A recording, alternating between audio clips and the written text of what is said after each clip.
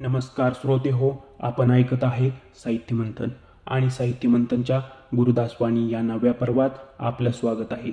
मित्रांनो, आपण पाहतो आपण आपल्या रोजच्या या धावत्या जगामध्ये प्रत्येक व्यक्ती कशाच्या ना कशाच्या मागे धावतच आहे आणि काही गोष्टी मिळवण्यासाठी अतोनात प्रयत्न करत आहेत. पण कधी बरोबर तर कधी चुकीच्या मार्गाने एखाद्याचा घात करून स्वतः जिंकून पाहत आहे. पण अशा धावत्या जगात काही लोक खूप समस्यांना प्रॉब्लेम्सला तोंड देत आहेत, परंतु अनिष्ट गोष्टीला तोंड देता देता हरल्यासारखे झाले आहेत. पण या समस्यांना तोंड देत देखील सरळपणाचा मार्ग सोडला नाही.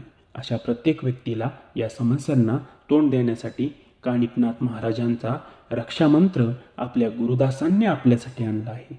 हा रक्षामंत्र गुप्त रक्षामंत्र आहे, ज्याच्या उपयोगाने तुम्ही आपल्या स्वतःची आणि घरातल्यांची, आपल्या कामधंद्याची रक्षा करू शकता आणि समस्यांपासून मुक्त होऊ शकता.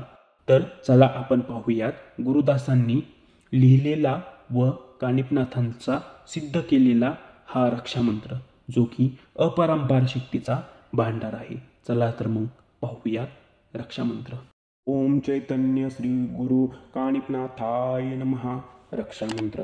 ब्रह्मांडावरी तुझीच सत्ता गुरु कानिपनाथा, सद्भक्ती सद्भावे अर्पितो तव चरणी आता, सद्भक्ती सद्भावे अर्पितो तव चरणी आता, भस्म तुझा मी भाळी लावितो आत्मरक्षणार्था, हर एक श्वास हा तुझाच हो सर्व तूच नाथा, हर एक श्वास हा तुझाच हो सर्व तूच नाथा, चराचरी या ब्रह्मदाविषयी तुझीच ही सत्ता, चराचरी हा ब्रह्मदाविषयी तुझीच ही सत्ता, रक्ष रक्ष तू जीवन माझे गुरु कानिपनाथा, रक्ष रक्ष तू जीवन माझे गुरु कानिपनाथा, रक्ष रक्ष तू जीवन माझे गुरु कानिपनाथा.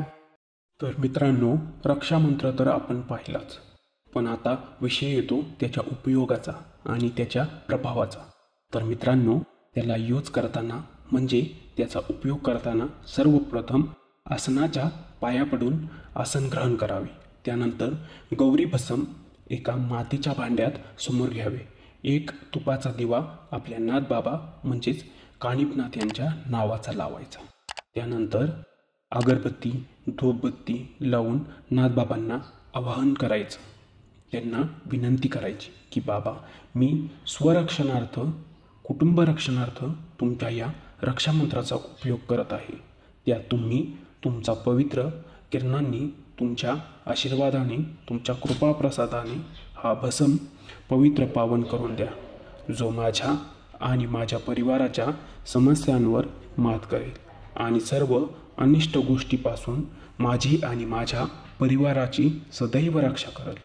अशी प्रार्थना केल्यानंतर मित्रांनो, कापूर प्रज्वलित करून 11 वेळा गणमंत्र बोलायचा. गणमंत्र बोलताना आपल्या हाताची 4 बोटे त्या मातीच्या भांड्यात ठेवावी आणि नजर कटाक्ष त्या ज्योतीवर गणमंत्र 11 वेळा झाल्यानंतर 11 वेळा फूक मारायची. तसंच कापूर लावून रक्षामंत्र 11 वेळा बोलत त्या पात्रावर 11 वेळा फूक मारायची. तेव्हा तुमचा तो भस्म एक पवित्र पावन आणि शक्तिशाली असेल. मग फक्त त्याचा उपयोग करताना नाथबाबाला स्मरून त्रिपुंड करायचं, सर्वांगलेपन करायचं. त्रिपुंडामध्ये कोणी साधक असेल तर तो साधना काळात स्वतःभोवती रिंगण टाकू शकतो. मित्रांनो, अशा प्रकारे तुम्ही रक्षामंत्राचा उपयोग करून घरी स्वतःची रक्षा करू शकता. मित्रांनो, व्हिडिओ माहितीपूर्ण वाटल्यास लाईक, शेअर, कमेंट करा. नवीन असाल तर सबस्क्राईब करायला विसरू नका. धन्यवाद. गणमंत्र माहीत नसल्यास कमेंटमध्ये कळवा, गणमंत्र दिला जाईल. अशीच महत्त्वपूर्ण माहितीसाठी जोडलेले राहा आपल्या लाडक्या साहित्य मंथन सोबत. तोपर्यंत धन्यवाद.